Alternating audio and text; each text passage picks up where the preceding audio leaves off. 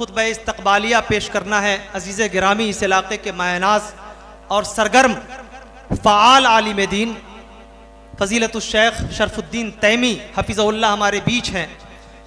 उन्होंने और अबरार सिद्दीकी ने और उनके दोस्त अहबाब ने, जिनका मैं नाम जानता हूँ उनका भी नहीं, उनका भी, और जिनका नाम नहीं जानता हूँ उनका भी, सभी लोगों का शुक्रिया के साथ पता चला कि ये फ़याज़ साहब जिन्होंने तालीम के मैदान में अच्छा काम किया, उनके साहबजादे भी आए थे। तबीयत की इलालत के सबब आसिफ साहब, वो तबीयत की इलालत के सबब बहुत देर नहीं ठहर पाए। उनका भी मेरी तरफ़ से, प्रोग्राम वाले की तरफ से शुक्रिया पहुँचा दीजिएगा कि अल्लाह तबारक व तआला उनको जज़ाए खैर दे कि उन्होंने अपना वक्त दिया। शरफुद्दीन साहब के कुछ जज्बात हैं इस पूरे लम्हे में, वो लिख करके लाए हुए हैं कलम और कागज़ के ज़रिए। मैं जमात का एक छोटा सा खादिम होने की हैसियत से मैं भी आपसे गुजारिश करना चाहता हूँ कि आप अपने लोगों की कदर कीजिए। हम एक रात में अपना हुनर, अपनी मेहनत, अपनी सलाहियत, अपनी फ़िक्र पेश करके, अपना दर्द पेश करके चले जाएंगे। आम दिनों में यही लोग हैं जिन्हें आप पुकारेंगे तो आपकी एक आवाज़ पर लब्बैक कहते हुए ये आएंगे। मैं एक शेर से उन्हें आवाज़ देना चाहता हूँ कि मैंने तुम्हें आवाज़ दी है बड़े सास के साथ, मैंने तुम्हें आवाज़ दी है बड़े सास के साथ, तुम भी आवाज़ मिला दो मेरी आवाज़ के साथ। मैक पर फ़ज़ीलतुश शेख शरफुद्दीन तैमी साहब खुतबा इस्तक़बालिया के लिए हाजिर हैं। अस्सलामु अलैकुम वरहमतुल्लाहि वबरकातुहू।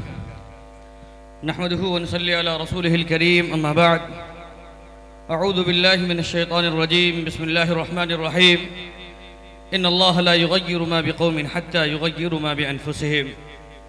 मुअज़्ज़ज़ उलमाए किराम व दूर दराज से तशरीफ़ लाए मेहमानान व गिरदो नवाह की बस्ती के ज़िम्मेदारान व नौजवानान, मैं खुतबा इस्तक़बालिया पेश करने से कब्ल औसी बभनगामा गिरदो नवाह के तमाम अइम्मा किराम, बिलखुसूस कारी अबरार सिद्दीकी हफ़िज़हुल्लाह के शुक्रगुज़ार हैं कि उन्होंने मुझ जैसे अदना तालिब इल्म को इस अजीब बावक़ार और तारीख़ी जलसे में खुतबा इस्तक़बालिया पेश करने का ज़रूरी मौक़ा इनायत फ़रमाया।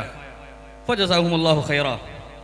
रब की हम्दो सना के बाद औसी बभनगामा और आस पास की तमाम मसाजिद के अइम्मा कराम, ज़िम्मेदारान, मुतहर्रिक व फ़आल नौजवानान, मुआविनीन और उन तमाम मुखलिसीन के शुक्रगुज़ार हैं जिनकी मेहनत, लगन, जाफिशानी, जिद्दोजहद, जी तोड़ मेहनत, खुलूस, ईसार और अनथक कोशिशों के बाद ही आज का ये तारीख़ी सिलसिला अपनी कामयाबी की तरफ रवां दवा है।